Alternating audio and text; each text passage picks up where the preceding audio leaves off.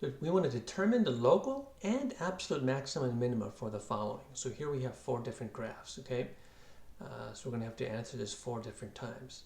Remember, the max and min are just the max is going to be the largest y value, minimum will be the smallest y value. What's the difference between the local, though, and the absolute? Okay, they are a little bit different, though.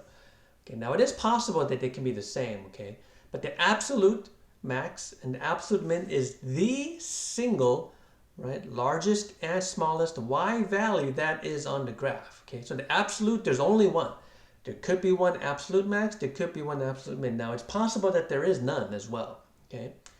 Now, on the other hand, a local max and a local min is just within a certain area, okay? So for a local max or min, you cannot be an endpoint, okay? So this could not be a local min and this cannot be a local max, okay? So it's just within a certain region or a certain interval of the graph, okay?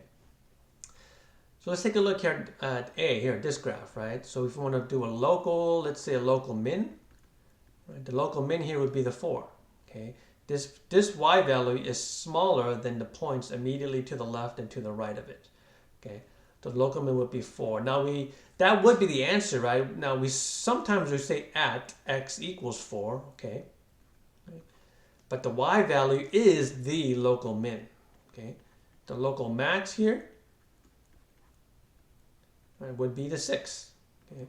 And that occurs at x equals 3. And let's just change this, right? This is not part of B, okay? All right, so what about the absolute max, right? We'll call it the absolute max. Okay, is there a y value that is bigger than everything else? And in this case, there is, right? It's the 6. Okay, that also occurs at x equals 3. And is there a y value that is smaller than everything else? Right, and here this one is, right? This y equals 1. So the absolute min in this case would be the 1, and that occurs at x equals 0.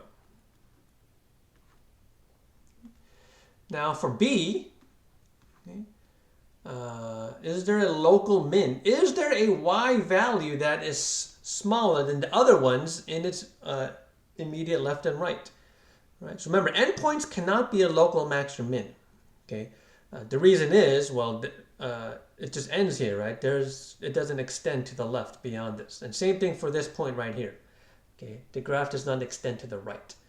Okay, so you're probably thinking, oh, look at this guy right here, right? This value is smaller than the ones immediately to the left and to the right of it. But wait a minute, it's an open circle, right? So does this have any local min?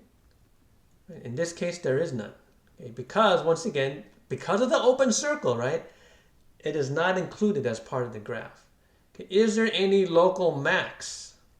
Okay. Once again, endpoints cannot be a local max or a min. So in this case, there will be none. Okay. There is no, let's call it like a hill, right? Like a hill or a valley, if you want to call them. Okay, these humps. Okay, so there is no value that is bigger than the ones to the left and to the right of it.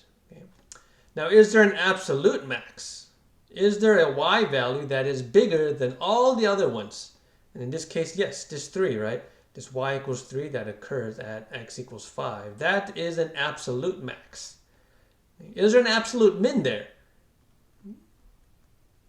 Is there a y value that is smaller than all the other y values on the graph?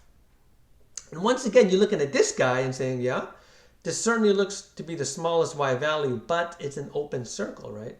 This point is not included in the domain or the range, so here there will be none. All right, let's look at C here, okay? So let's look at C. I'm going to have to write it on top. Okay, any local max or local min. Let's do local min first. Is there a y value that is smaller than the other ones just in a certain region? Okay, once again, endpoints do not count. Yeah, but look at this guy, right? This value of 1, right? It's smaller than the ones immediately to the left and to the right of it, right? Okay. So the y equals 1 would be a local min. Now it occurs within this region, so that's fine. Okay. What about the local max? Is there any y value that is bigger than the ones immediately to the left and to the right of it. And once again, endpoints do not count, so here there will be no local max. And once again, we can't pick this guy, right?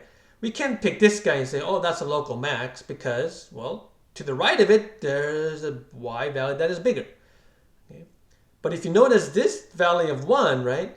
Yeah, there's no y value that is smaller than this to the left and to the right of it, so that's going to be a local min. Okay? All right, what about absolute max? Is there a y value that is bigger than everything else? And we can see that this y value of 4 is bigger than every other y value on the graph. And is there going to be an absolute min? In this case, the 1, right? Now, in this case, it does occur within an interval, right? Every y value between this x value 1 and 2, right? Every y value is equal to 1. Okay. And what about D? What about this last one? Is there a local min? Now we see that this is just pretty much just a straight curve, right? So there's no local min here. Remember, endpoints do not count. Is there a local max? Right? Do we see any, we can call it, if it looks like a camel's hump, right? Like sort of peak or a valley here? There is none. Okay, so there's going to be no local max in this case. What about an absolute max? Here's where it gets a little bit tricky, right? Is there a y value that is bigger than every other y value here? And this arrow is the key, right? So let's think about this. Right? Now, don't say that this point is the local max or the absolute max, right? It's an arrow. It just means that this graph keeps going up. But if you think about it, no matter what point we pick, right, there's always going to be a point bigger than that.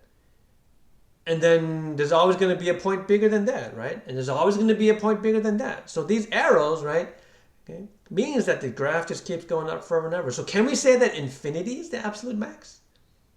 Well, you got to be careful, right? Infinity is not a number, right? Infinity is an idea. It's a concept, right? So there is actually no absolute max in this case. So remember, infinity or negative infinity does not count as an absolute max or min. Okay, now, is there a y value that is smaller than every other y value? In this case, yes, right? This is a closed circle, so we can do that. The y value is 0 and occurs at x equals 0. So make sure you understand the difference between an absolute and a local max or min, okay, and the differences between the endpoints and infinity.